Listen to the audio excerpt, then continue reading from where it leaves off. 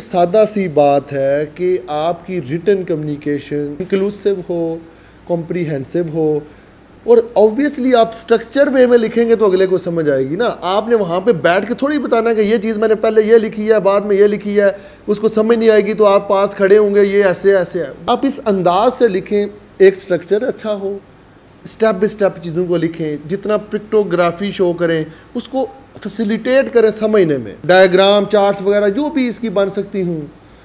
और दूसरा ये है कि जितना साफ लिखेंगे उनको समझ अच्छी होगी। प्रेजेंटेशन इसी को कहते हैं ना, कम्युनिकेशन। अगर आप जैसे अभी मैं बोल रहा हूँ, मैं इस तरह से बोलूँ कि आप मेरा एक्सेंट इस तरह से हो कि समझ ना आगे से आए, तो कम्युनिकेशन तो ना हो पाई ना। रिटन कम्युनिकेशन में अगर आपकी हैंड राइटिंग गंदी है, उनको समझ नहीं आ रही, तो कम्युनिकेशन तो अच्छी ना आई, उनको समझ ही नहीं आई, वो मार्क्स किस बेस के देंगे। सादा सी बात है, हर वो चीज़ जिससे एग्जामिनर को उस जवाब को समझने में मुश्किल पेश आए वो नहीं करनी। हमने फैसिलिटेट करना है कि उसे आसानी से समझ आए। वो आप अब उसमें आप हाशिए लगाने हैं वो लगाएं, आपने पिक्चर्स बनानी है वो बनाएं, आप हैंड राइटिंग मज़े की लिखें वो भी है, आप उसको स्पेस प्रॉपर अप्रोप्रिएट छोड़ के लॉजिकली एक स्ट्रक्चर में लिखें। ये सारी चीज़ें मैटर करती है, कॉमन सेंस है, क्योंकि अब उसको समझने में आसानी हो जाती है। अच्छा देखिए, टैलेंटेड का मतलब क्या है, ये एक सवाल है ना। टैलेंटेड किसे कहते हैं? देखें, जो नॉर्मली हमारे मुल्क में या जो हम जब बड़े हुए हैं, जो हमने देखा सुना है, टैलेंटेड कहते हैं शायद जो पोजीशन लेता हो बचपन पे स्कूल में, जो पहली पोजीशन ले रहा है उसको टैलेंटेड कहते हैं। हमने तो ऐसे ही सुना, जो मेरा एक्सपोजर है।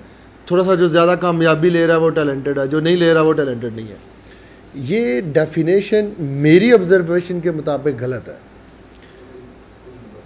देखिए, हर बंदा जिसमें उसका इंटरेस्ट है उसमें वो अच्छा परफॉर्म करता है।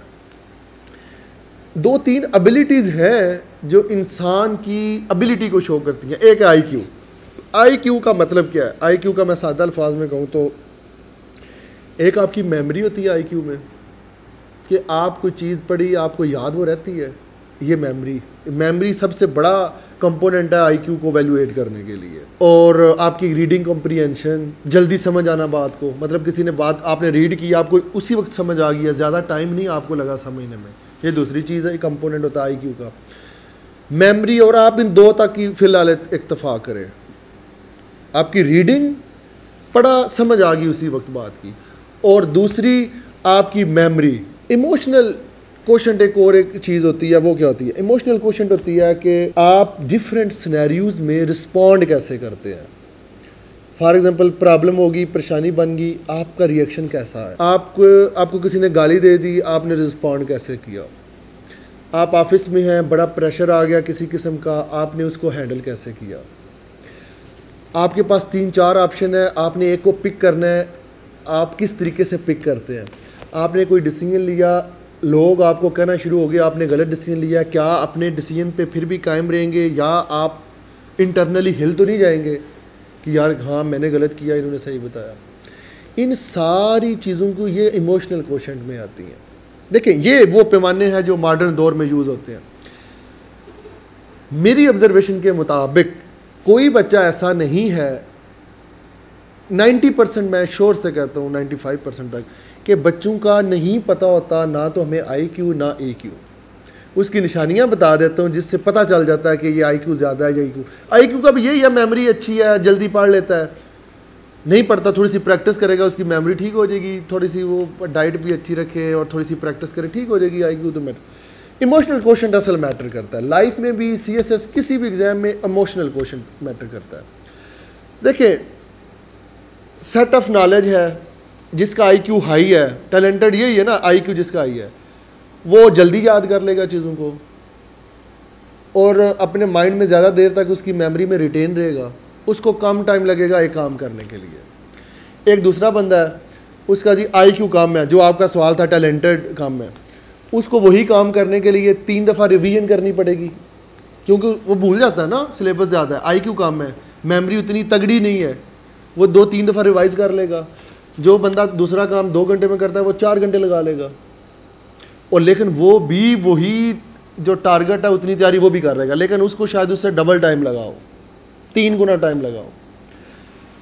एक तो इधर तो टाइम का फ़र्क आ जाएगा। दूसरी तरफ जो इमोशनल कोशेंट है, एक बंदा है प्रॉब्लम्स आया उसने डर के भाग गया, इसका इमोशनल कोशेंट लो होता है। एक बंदा जो मर्जी हो जाए वो कहता है कोई बात नहीं, ये मैं इस चीज़ में फेल हो गया हूँ, मैं इसमें सीखूंगा, मेरी गलतियाँ क्या है, मैं दोबारा उठूंगा, उसका इमोशनल कोशेंट आई है। अगर एक बंदे की मेमोरी बहुत भी आई है, उसने 1 महीना लगाया, सारी तैयारी कर ली, लेकिन उसकी फैमिली में अल्लाह ना करे उसके बहन भाई किसी का कोई इशू बन जाता है, किसी की डेथ हो जाती है फैमिली में कुछ, वो इमोशनली स्टेबल अगर नहीं है, इमोशनल कोशेंट उसका हाई नहीं है, तो उसका इम्पैक्ट उस पर इतना ज़्यादा आएगा कि वो अपने रास्ते से डेविएट हो जाएगा। अगर फाइनेंशियल उनके हालात इतने अच्छे नहीं है, उसका प्रेशर यकदम वो इतना ले जाएगा, वो अपने बेस्ट IQ को यूज़ ही नहीं कर पाएगा। एट द सेम टाइम अगर किसी का IQ कम भी है, लेकिन वो फैमिली में उसके इश्यूज आए हैं, डेथ आई हैं, फाइनेंशियल क्राइसिस है, और इश्यूज हैं फैमिली के, लेकिन उनको वो टॉलरेट करता है, उसे पता है यार these are the part of life, मैंने इसके साथ चलना है, मैंने कमिटमेंट करके अपनी एफर्ट करनी है। वो IQ बेशक उसका लो है, लेकिन वो कामयाब हो जाएगा। तो इसके लिए कोई यूनिवर्सल रूल नहीं है, इसमें डिफरेंट IQ और डिफरेंट EQ वाले सारे लोग पास होते हैं, और लेकिन ज़्यादा EQ वाले पास होते हैं जो कमिटमेंट जिनकी स्ट्रांग होती है, क्योंकि मुश्किलात तो आनी ही आनी है।